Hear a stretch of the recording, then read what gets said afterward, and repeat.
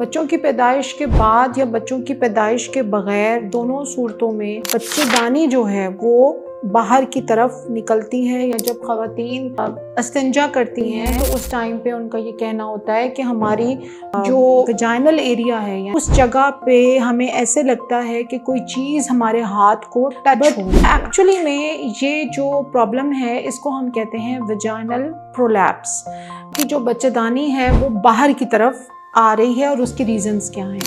Number 1 reason जो कि मैंने बच्चेदानी के इश्यूज़ में देखी है वो ये है कि कॉन्स्टिपेशन लोगों को बहुत पुरानी, बहुत क्रॉनिक और बहुत ज़्यादा परसिस्टेंट रहती है।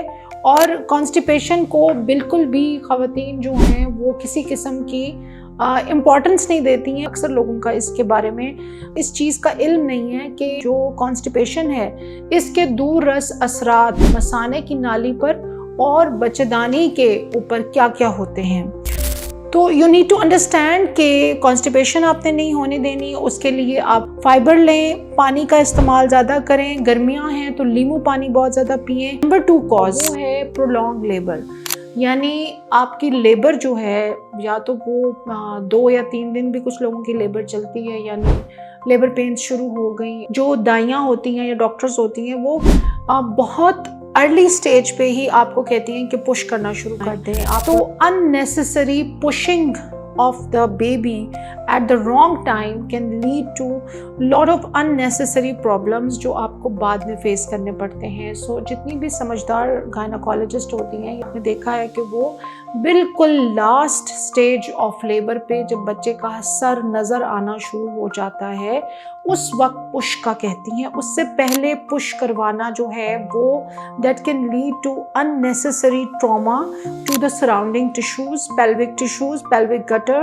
and the uterus की लाइनिंग। और फिर यूट्रस की जो लाइनिंग है वो उस पुश एंड पुल की वजह से प्रोट्रूड करना शुरू हो जाती है, ढीली हो जाती है।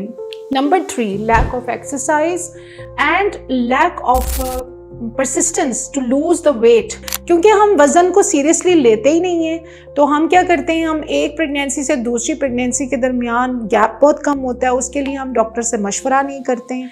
सो weight gain, pregnancy and not losing weight, और फिर 30, 40, 50 kg का वेट बढ़ा के बैठ जाना, these are the main causes जो विजाइनल प्रोलैप्स को बहुत ज़्यादा एक्सेलरेट करते हैं। तो these were the causes of vaginal prolapse. Next part में हम बाकी के कॉजेज़ डिस्कस करेंगे कि विजाइनल प्रोलैप्स क्यों होता है।